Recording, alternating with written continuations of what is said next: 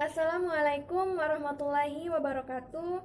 My name is Mita Puspitasari and I am an English student at the University of Bengkulu.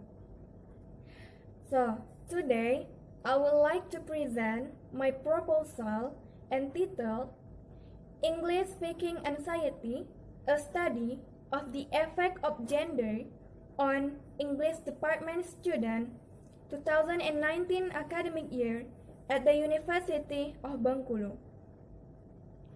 So, I have divided my presentation today into 3 parts. First, introduction. Second, literature review. And the last is methodology. We come to the first part, introduction. 1.1 background. English is an activity of producing language alongside with writing. In speaking, English students are expected to be able to communicate with English fluently and clearly. But in fact, many students face many difficulties. According to Harmer and Noonan, in Mohtamar and Farnia 2017, it is general idea among learners that speaking is the harder skills than others, and it may be important than other skills. Anxiety. Anxiety is a condition where people feel threatened, uncomfortable, even under pressure in a certain circumstances. In learning language, students have ever faced an anxiety problem, as well as in speaking. Brown, 2001, in Handayani and Rahmawati, 2017 states that anxiety is a negative way of a human feeling that appears once speakers assume their oral performance to be wrong, stupid, or incomprehensible. So, concerning to those variables that English speaking anxiety and gender, so the researcher want to reveal whether there is a relation between those variables in English department student 2019 academic year at the University of Bengkulu. 1.2 research question. There are 2 research questions. The first, what are the levels of speaking anxiety on English department student 2019 academic year at the University of Bengkulu? The second one, do English department students' gender differences at University of Bengkulu affect their perceived speaking anxiety? 1.3 objectives of the research. As well as research question, there are 2 objectives of this research. First, to know the English student anxiety levels of English department students. Second one, to know whether the differences of gender among English students can affect their anxiety in speaking. 1.4 significance of the research. So this research will be useful for 1. Lecture. 2. Researcher. For lecture, it will be useful for them in speaking class. And as well as in researcher, because researcher is pre-service English teacher, so hopefully it will be useful for them when they start to teach in formal school in speaking English. 1.5 limitation of the research. So the main focus in this research is to reveal the relationship between gender and anxiety in speaking. But besides that, the researcher want to know the levels of speaking anxiety of English department student 2019 academic year at the University of Bengkulu. Part 2, literature review. 1. 2.1 theoretical framework.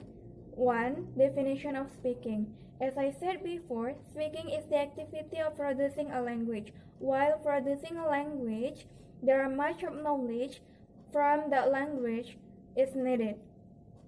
Hammer 2001, Gower et al. 1995, in Mauludia 2014, note down that from communicative point of view, there are two.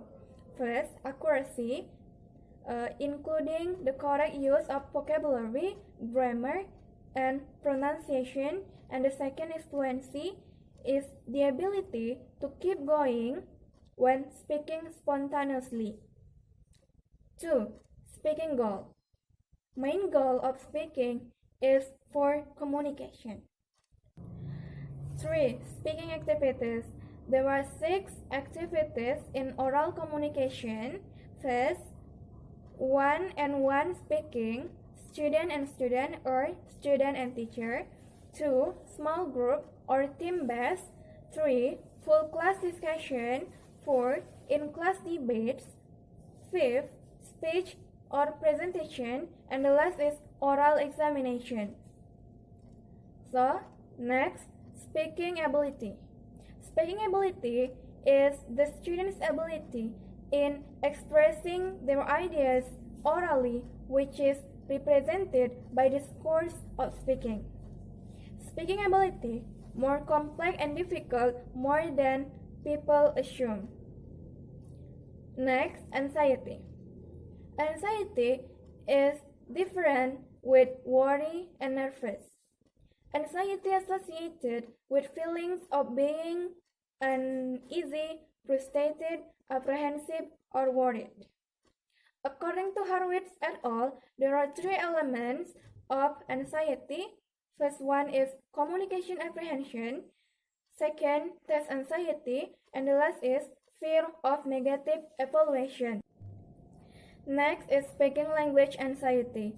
So, language is a means for communication. So, speaking language anxiety is when people want to speak with other people or in front of people, they feel uncomfortable, they feel threatened and scary for being mistake or something like that. So, the last one is levels of anxiety. There are 3 levels of anxiety. First one is low, moderate, and high. The next is 2.2 previous studies. There were 3 previous studies that related to my research. The first one is English speaking anxiety, a study of the effect of gender on Iranian EFL University students' perception.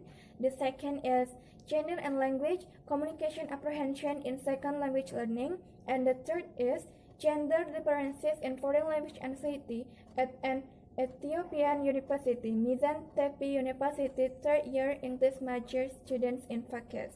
We come to the last part of my presentation is methodology. So, the design of this research will use quantitative approach. So, the participant is English department students 2019 academic year. There are 3 different classes. There were 119 students, 91 females, and 28 males. So the instrument will use is adopted from FLCAS Foreign Language Classroom Anxiety Scale from Horowitz et al. In Mauludia 2014. There were 33 items, including communication apprehension. There were 11 items, and then test anxiety. There were 14 items, and the last is fear of negative evaluation. There were 7 items. So the last one is data analysis. So when the data is collected, the researcher will use SPSS to know the levels of anxiety of the participant, and particularly in order to discover the differences among male and female students in perceived speaking anxiety itself. So this is the references from this proposal, and this one is appendix. So this is the instrument that we'll use in order to collect the data. So I think that's all the presentation from me. I'm sorry if I make a mistake. Thank you for your attention. Wassalamualaikum warahmatullahi wabarakatuh.